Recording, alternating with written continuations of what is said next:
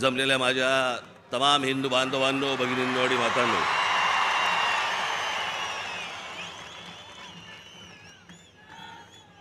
असं वाटतंय सभा सिमल्याला आहे.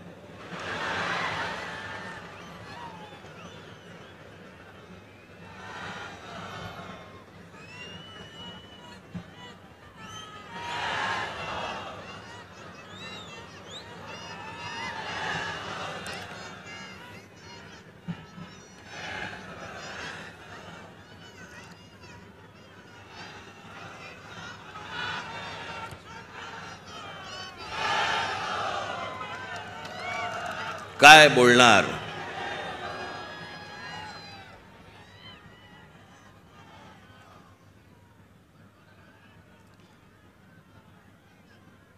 जवळपास 5 वर्षांनंतर या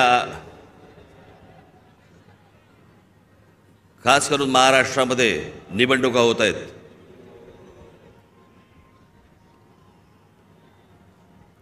महानगरपालिकेच्या निवडणुका आत्ता होतील असं म्हणता अजूनही होत नाहीयेत.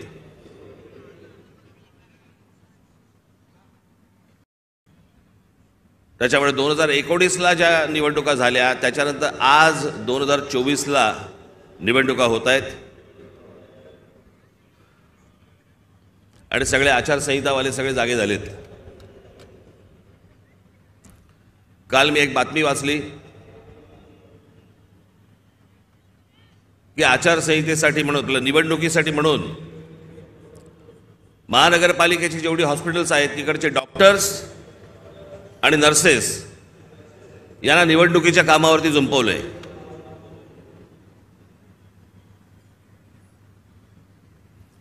डॉक्टर काय मतदाराच्या नाडी मोजणार काय? की नर्सेस काय मतदारांचे डायपर बदलणार? ज्याच्यासाठी म्हणून त्यांची नेमणूक केलेली आहे, ज्या रुग्णांसाठी म्हणून नेमणूक केलेली आहे, तिथे ते नसावेत का? आणि निवडणुका होणार आहेत ही गोष्ट जर समजा निवडणूक आयोगाला माहिती असते ना प्रत्येक वेळेला,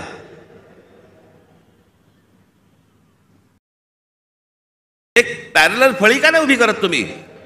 दरवेळेला आपल्या काहीतरी शालेय शिक्षक घ्यायचे, नर्सेस घ्यायच्या, डॉक्टर्स घ्यायचे, हे कुठचे उपद्व्याप?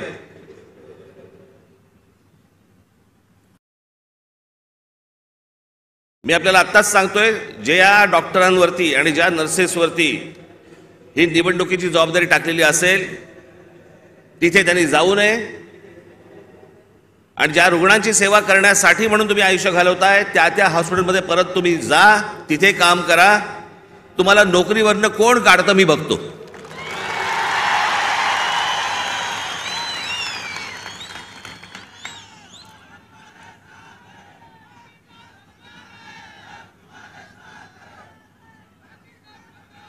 आज सगळेजण तुम्ही महाराष्ट्राच्या कानाकोपऱ्यातनं सर्वजण आलात. सर्वप्रथम मी आपल्या सर्वांना मी गुढीपाडव्याच्या मनपूर्वक शुभेच्छा देतो. आज सणासुदीचा दिवस असून देखील या अशा प्रकारच्या सभा नुसत्याच होत नसतात. त्याला एक पोलीस यंत्रणेवरती देखील एक ताण असतो.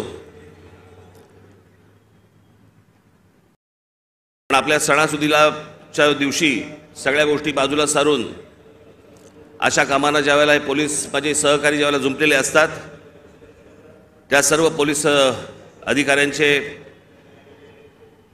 माझे कॉन्स्टेबल माता भगिनी यांचे मी दिलगिरी व्यक्त करतो की त्यांना या सगळ्या याच्यामध्ये काम करावं लागतंय. पण तुम्हालाही मनपूर्वक गुढीपाडव्याच्या मनपूर्वक शुभेच्छा.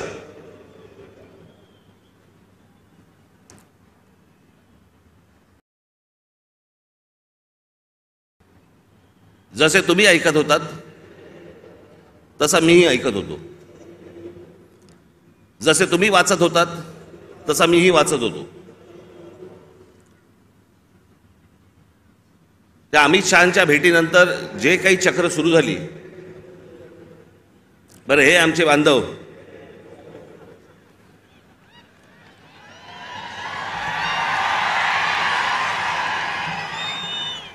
त्यांचा काही दोष नाही, चॅनलवाले म्हणजे रोजची चॅनल्स, त्याला मी एक नाव ठेवलंय, आज मला असे वाटते. लोकांना विचारायला कशाला पाहिजे, राजकारणाला विचारायला कशाला पाहिजे, दे ठोकून आपली बातमी. वाटेल त्या बातम्या चालू होत्या, वाटेल त्या बातम्या. मी आपला एन्जॉय करत होतो. तुम्हाला काय बोलायचं ते बोला, मला जेव्हा बोलायचं तेव्हा मी बोलीन. त्या अमित शहांना भेटायला गेलो दिल्लीला.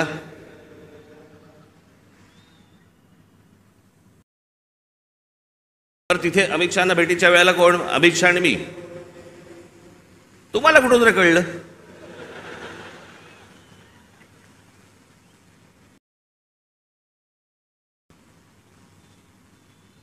मी तिकडे दिल्लीला पोहोचलो काय, राज ठाकरेंना 12 तास थांबायची वेळ आली. अरे गधड्या, दुसऱ्या दिवशीची भेट होती. 12 तास थांबायची कुठून आली? आदल्या दिवशी पोहोचलो तिथे रात्री. त्यात थांबायचा काय विषय आला?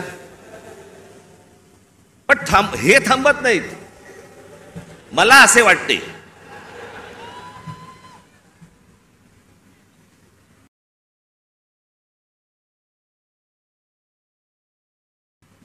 तिकडे काही पत्रकार मला भेटले. मला बोलले साहेब कधी भेटायचं? म्हटलं मला नाही भेटायचं. माझ्याकडे आता सांगण्यासारखं काही नसेल मी काय सांगू, मला सांगा काय बोलू तू. म्हणून मी नाही म्हटलं. मी भेट झाली, तिकडनं विमानतळावरती आलो.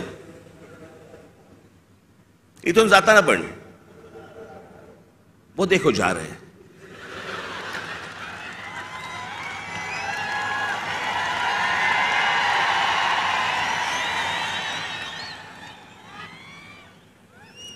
हल्ली हे असतात, पूर्वी ते आचारसंहितावाले असायचे, कुठेही कॅमेरा घेऊन जायचे. अहो एके दिवशी मी बाथरूमला चाललो होतो. मी विनोदाने सांगत नाहीये, मी खरंच तो माझ्या मागे आला.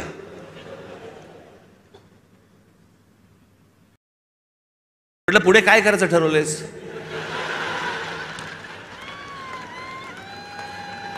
मी म्हटलं आपलं आपणच करायचंय का आपण काही सहकार्य करणार आहात?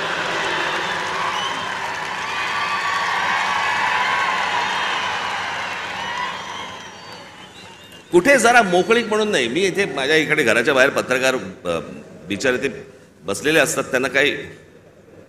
मी म्हटलं अरे एखादी गोष्ट ठरली, समजा निवडणुकीच्या संदर्भात ठरली, तर मी येऊन सांगीन ना की लपून लपून निवडणुका लढीन. कोणाला सांगू नको, मतदारांना कळवू नको मी निवडणूक लढवतोय. म्हटलं अरे जर समजा काही ठरलं तर पत्रकार परिषद घेईन, भाषण करीन, येऊन सांगीन की बाबा असं असं अशाच्या गोष्टी ठरल्या आहेत. मग त्यांच्या लक्षात आलं की आता अमित शहाच्या भेटीनंतर काय होत नाहीये, पुढे काय मिळत नाही आपल्याला. मग आपण तो एपिसोड कसा पुढे न्यायचा, मला असे वाटतेचा. मग राज ठाकरे शिंदेच्या शिवसेनेचे प्रमुख होणार. अरे मूर्खांनो, मला जर व्हायचं असतं तेव्हाच नसतो झालो.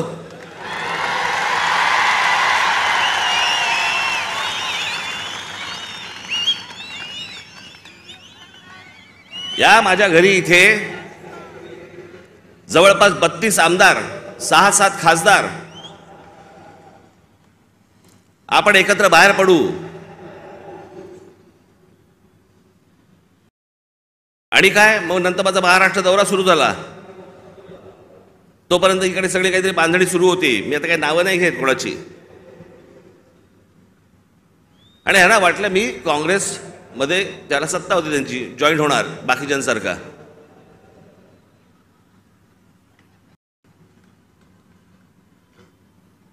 मी त्याला पहिल्यांदाच सांगितलं, म्हटलं मला पक्ष फोडून कुठचीही गोष्ट करायची नाही.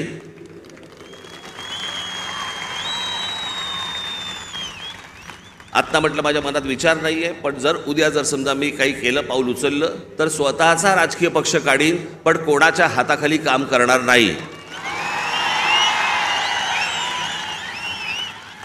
ही गोष्ट मी माझ्या मनाशी मी खुणगाटच बांधलेली होती. माननीय बाळासाहेब ठाकरे यांच्याशिवाय मी कोणाच्याही हाताखाली काम करणार नाही.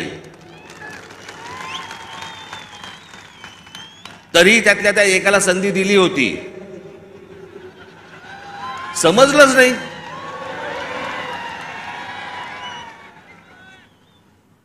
जाऊन दे, पण तो झाला भूतकाळ. त्याच्यामुळे असल्या कोणत्याही गोष्टींवरती तुम्ही विश्वास ठेवू नका. मी कोणत्याही शिवसेनेचा प्रमुख अध्यक्ष काही होणार नाही. मी जे अपत्य जन्माला घातलेलं आहे महाराष्ट्र नवनिर्माण सेना, याचाच मी फक्त अध्यक्ष राहणार.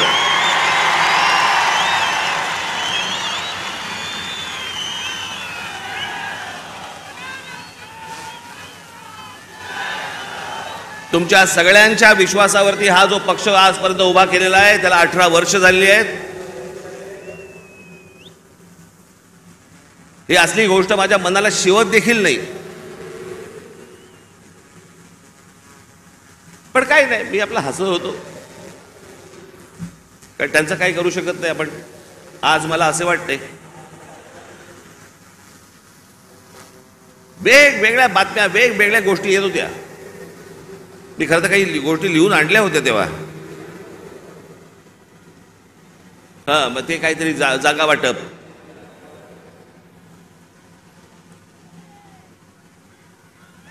जागा वाटपाबद्दल चर्चा झाली.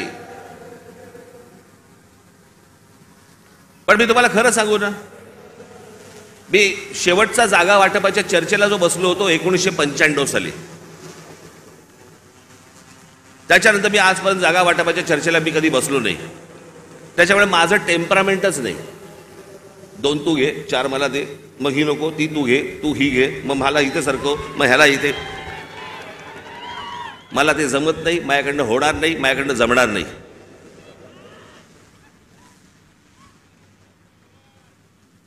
मग मला सांगितलं, आमच्या निशाणीवरती लढा. हे रेल्वे इंजिन आहे ना, हे तुमच्या कष्टाने कमवलेलं चिन्ह आहे. माझ्याकडे आयतं आलेलं नाही, सहज आलंय चिन्ह म्हणून आता मी त्याच्यावरती लढवायचं अजिबात नाही.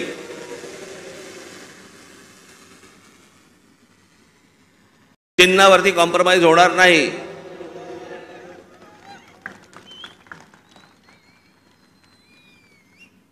दिल्लीला गेलेले हे ठाकरे पहिलेच. पत्रकारांना माहीत नसतं, काही माहिती नसतात, जुन्या गोष्टी काही कल्पना नसते. आत्ताच्या काही गोष्टी माहिती असतात, त्याच्यावरती आपले बस रेटायचं.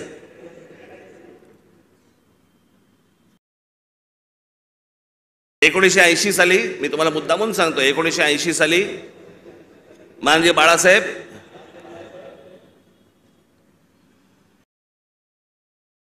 दिल्लीला इंदिराजींना भेटायला गेले होते, संजय गांधींना भेटायला गेले होते. आणि भेटीला जायला काय प्रॉब्लेम आहे मला कळत नाही. मला अनेक लोक येऊन घरी भेटतात, म्हणून मी काय समजायचं, वार हे आता माझ्या घरी भेटायला आलेत मला, आता असं नाही समजत. कोणी कोणाकडे भेटायला जात असतात, गोष्टी लोक जात असतात. त्यात मोठेपणा आणि कमीपणा कसला आला? अहो, 1.5 वर्ष झाले आपले महाराष्ट्राचे मुख्यमंत्री माझ्याशी बोलतायत, आपण एकत्र आलं पाहिजे, आपण एकत्र काहीतरी केलं पाहिजे. म्हटलं शी,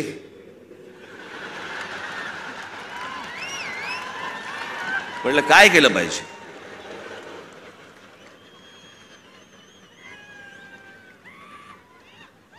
असं 1.5 वर्ष ऐकतोय. मग मी शेवटी एक काम केलं. मी म्हटलं बाबा मला समजेना. मला देवेंद्रजी पण सांगत होते, फडणवीस, एकनाथजी पण सांगत होते आपण एकत्र आलं पाहिजे, एकत्र आलं पाहिजे. म्हटलं एकत्र आलं पाहिजे म्हणजे काय?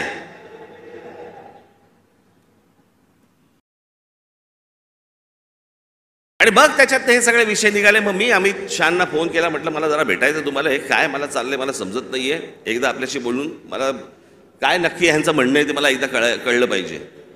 मग आमचं बोलणं झालं तिकडे. मग इथे आल्यावरती आमच्या तिघांचं बोलणं झालं. मग ते सगळं निशाणीवरती प्रकरण आलं.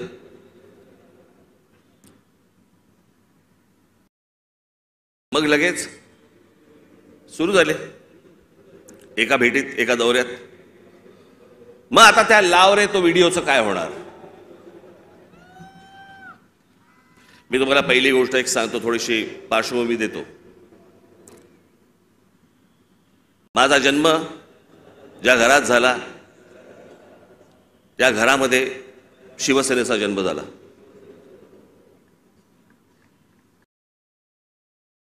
मी पहिल्यापासून जे पाहत आलो ती माननीय बाळासाहेबांची शिवसेना पाहत आलो. लहान असल्यापासून त्यांच्याबरोबर हिंडलो, फिरलो, अनेक ठिकाणी गेलो, अनेक सभांना गेलो, चॅलेंज सभांना गेलो. त्याच्यामुळे माझ्या आयुष्यातला एकमेव तेव्हाचा पक्ष होता तो म्हणजे शिवसेना. 1984 साली थोडा काही काळासाठी असेल, पण 1988, 89च्या आसपास प्रामुख्याने भारतीय जनता पक्ष आणि शिवसेनेची युती झाली. आणि ती युती झाल्यानंतर शिवसेनेबरोबर जर सर्वाधिक माझे संबंध कोणाबरोबर आले असतील तर ते भारतीय जनता पक्षाबरोबर आले. आमच्या गोपीनाथराव मुंडेंबरोबर आले, प्रमोद महाजनांबरोबर आले, आमच्या नितीन गडकरीजींबरोबर आले.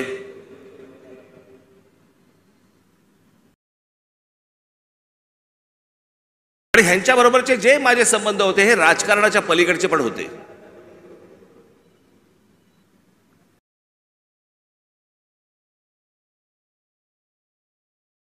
माझा संबंध कधी काँग्रेस, राष्ट्रवादी खूप नंतर, पण काँग्रेसवाल्यांशी माझा तसा संबंध कधी आला नाही. भेटी होत्या, म्हणजे पु ल देशपांडेंच्या भाषेत सांगायचं तर काँग्रेसवाल्यांबरोबर भेटी होत्या, पण गाठी पडल्या त्या भाजपवाल्यांबरोबर.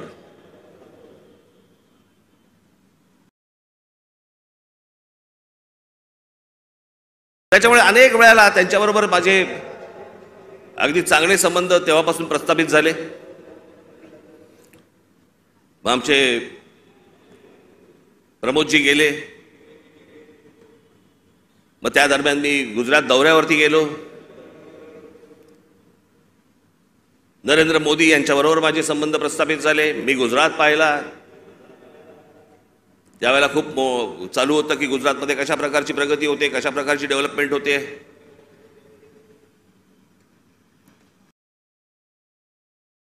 ती सगळी प्रगती, सगळी ती डेव्हलपमेंट मी पाहत होतो. मला माहिती होतं. मी त्याच्यानंतर मी महाराष्ट्रामध्ये जेव्हा आलो, मला पत्रकारांनी प्रश्न विचारले, कसं वाटलं गुजरात? म्हटलं गुजरात डेव्हलप होतंय, पण महाराष्ट्र खूप पुढे आहे.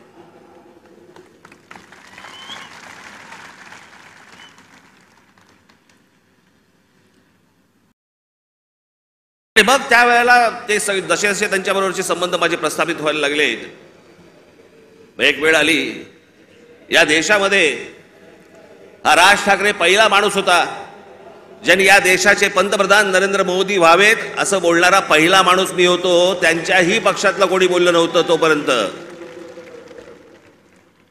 मला असं तेव्हा वाटलं की बाबा आपला एक स्वतःचा विचार असतो, त्याच्यात माणसं बोलत असतात, माणसं काही गोष्टी सांगत असतात, माणसं स्वप्न दाखवत असतात. स्वप्न सत्यामध्ये उतरावीत अशी प्रत्येकाची अपेक्षा असते, आशा असते.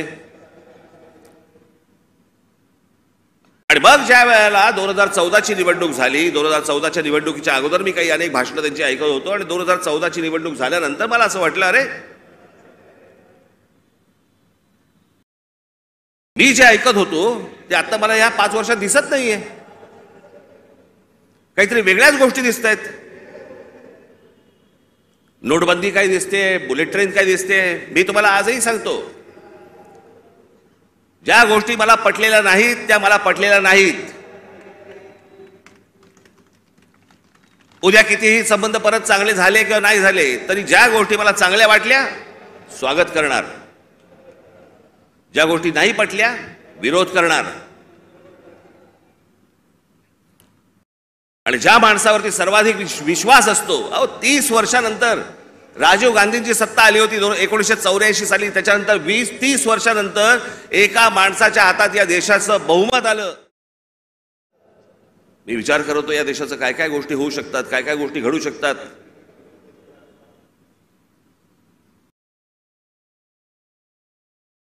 ज्यांचा संबंध नसतो ना तुमचा, त्यांच्याकडे तुम्ही दुर्लक्ष करता, दोन शिव्या आसरताना दुर्लक्ष करता. पण ज्यांच्यावरती प्रेम असतं, ज्यांच्यावरती विश्वास असतो, त्याला ज्या वेळेला कुठेतरी तडा जातोय असं दिसायला लागलं, तर तो जो राग आपला असतो, तो राग आणि माझा राग तर टोकाचा आहे. मी महाराष्ट्रावरती प्रेम करतो, महाराष्ट्रातल्या मराठी माणसांवरती प्रेम करतो, महाराष्ट्रातल्या मराठी भाषेवरती प्रेम करतो, टोकाचं प्रेम करतो.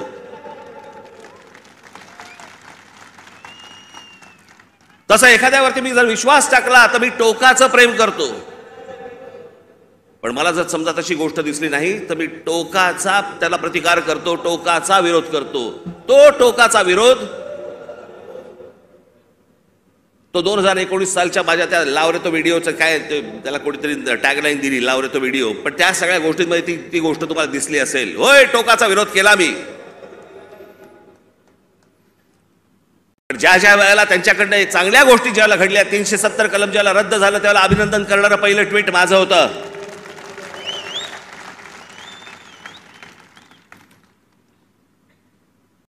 गेल्या 5 वर्षामध्ये ज्या गोष्टी चांगल्या गोष्टी घडलेल्या आहेत त्याचं अभिनंदन केलंय, स्वागत केलेलं आहे, एनआरसीच्या बाजूने मोर्चा काढलेला आहे. जी गोष्ट योग्य ती योग्य, जी गोष्ट अयोग्य अयोग्य. या देशाने अमिताभ बच्चन यांच्यावरती प्रेम केलं, मीही प्रेम केलं. पण ज्या वेळेला एक माणूस ज्या वेळेला मला असं वाटायला लागलं की अरे एका प्रांताचा विचार करतोय, मला नाही पटलं. पण त्या सगळ्या गोष्टींमध्ये जर समजा तुम्ही बघितलं तर त्याच्यामध्ये व्यक्तिगत टीका कुठेही नव्हती.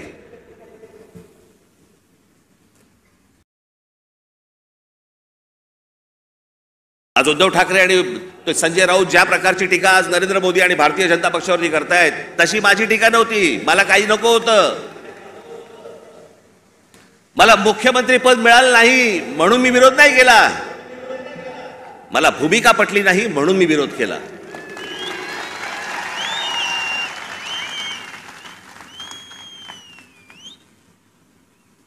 आज हे विरोधामध्ये बोलतायत. मग ज्या वेळेला मी बोलत होतो त्यावेळेला खिशातले राजीनामे बाहेर काढून माझ्याबरोबर का नाही आलात? त्यावेळेला सत्तेत मिळणारा मलिदा चाटत बसले होते ना.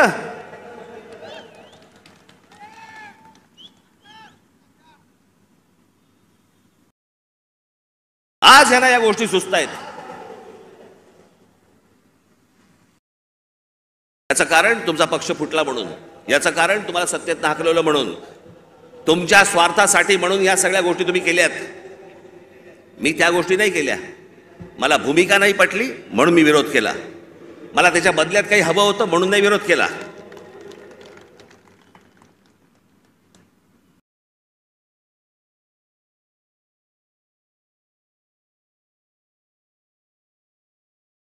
आज काही तुमच्या समोर फार लंब चौडं काहीतरी बोलायला आलो नाहीये. तुमच्या ज्या काय अपेक्षा आहेत, तुम्हाला काय हवंय ते सांगण्यासाठी आणि मांडण्यासाठी म्हणून मी तुमच्या समोर आलोय आज.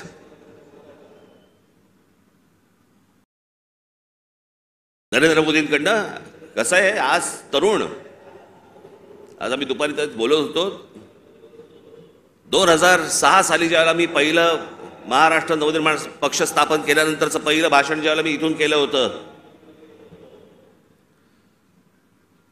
त्यावेळेला मी असं म्हटलं होतं, ज्याच्यावरती अनेक लोकांनी चेष्टा केली.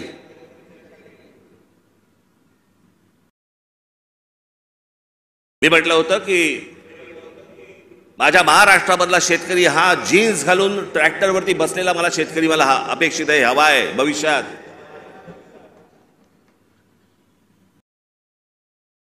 दोन 2006 पासून ते युग सुरू झालं होतं. आज या जगामध्ये सगळ्यात तरुण जर देश कुठचा असेल, तरुण, तो आपला भारत देश आहे, हिंदुस्थान आहे. सर्वाधिक तरुण ना अमेरिका आहे, ना जपान आहे, ना अजून कुठचा देश आहे. आज फक्त भारत तरुण आहे.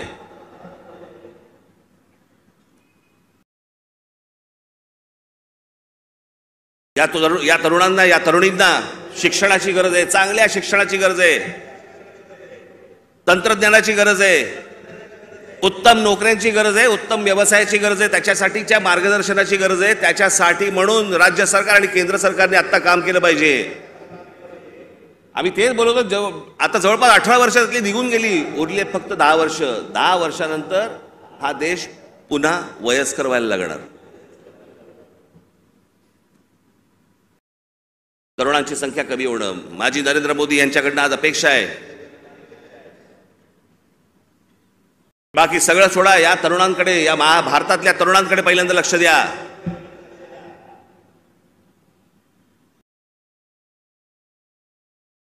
हेच ते फ्युचर आहे, हेच ते भविष्य आहे.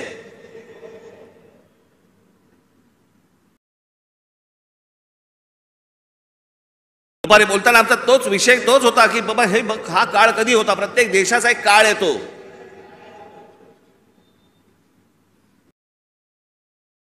जसं जपानमध्ये एक काळ आला. जपानमध्ये ज्यावेळेला काळ आला त्यावेळेला तिकडे त्या अनेक कंपन्या उभ्या राहिल्या, सोनी पासून होंडा पासून काय काय अनेक गोष्टी सगळ्या उभ्या राहिल्या.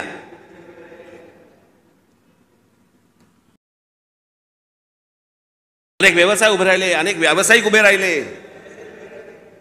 ज्याला घुसळून काढणं म्हणतो ना आपण, तसं सगळं अख्खा घुसळून निघाला तो देश. आज बघा कुठच्या कुठे असा हा देश घुसळून निघाला पाहिजे.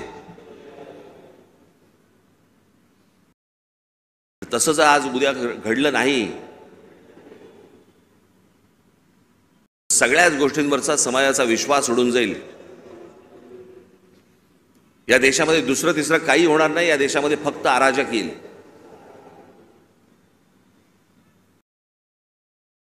जर नोकऱ्या उपलब्ध झाल्या नाहीत, जर व्यवसाय उपलब्ध झाले नाहीत, लोकसभेमध्ये सांगितलं गेलं की या देशामधले लोकसभेमध्ये सांगितलं गेलं की या देशामध्ये जवळपास 6 लाख उद्योगपती व्यापारी हे हा देश सोडून गेले. 6 लाखाचा अर्थ काय होतो? हा तर अधिकृत आकडा आला आपल्याकडे, पण हे यापुढे होता कामा नये. या देशातल्या तरुणांकडे पाहणं गरजेचं आहे. महाराष्ट्र ज्या प्रकारचा कर भरतो केंद्राला, त्याच्या मोबदल्यात महाराष्ट्राला मोठा वाटा हा महाराष्ट्राला आला पाहिजे. याच्यासाठी म्हणून आज नरेंद्र मोदींकडनं माझी अपेक्षा आहे.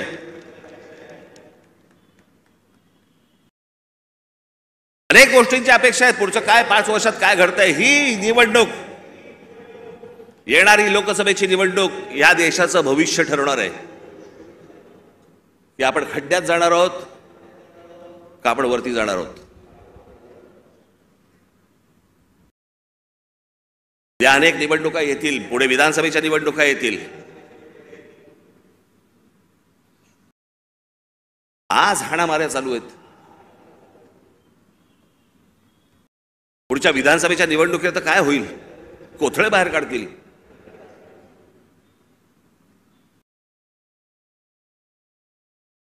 याचं कारण मी मागच्या तुम्हाला आठवतं, मी बोललो होतो तुम्हाला इथेच गेल्या वर्षीच्या सभेमध्ये का त्याच्या गेल्या वर्षी सभेमध्ये, तर आठवत नाही. महाराष्ट्रात कॅरम चुकीचा फुटला गेलाय. कोणाच्या सोंगट्या कोणाच्या भोकात आहेत तेच कळत नाही.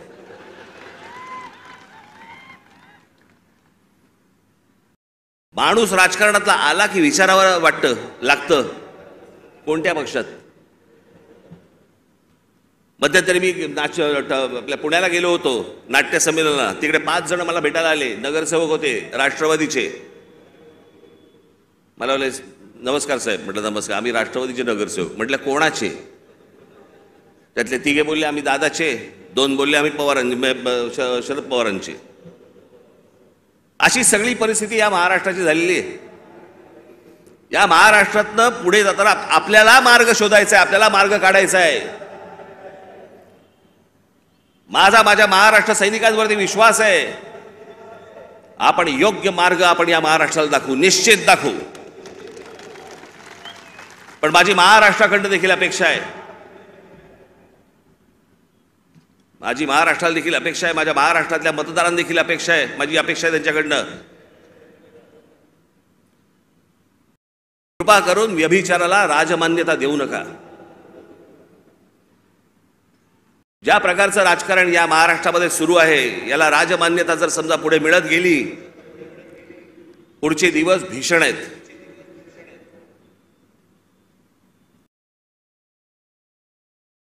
पण या आजच्या सगळ्या परिस्थितीमध्ये जेव्हा सगळ्या बाजूनी मी जेव्हा पाहतो त्यावेळेला मला असं वाटतं की आज किमान पुढच्या 5 वर्षांसाठी देखील विषय आपल्याला पुढच्या 50-100 वर्षांचा करायचा असतो.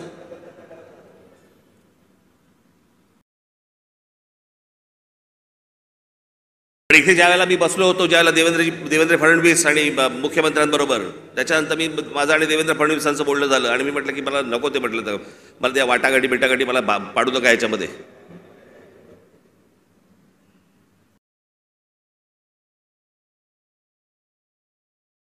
मी म्हटलं तुम्हाला मी आज सांगतो, म्हटलं त्या राज्यसभाही नको आणि ती विधान परिषदही नको.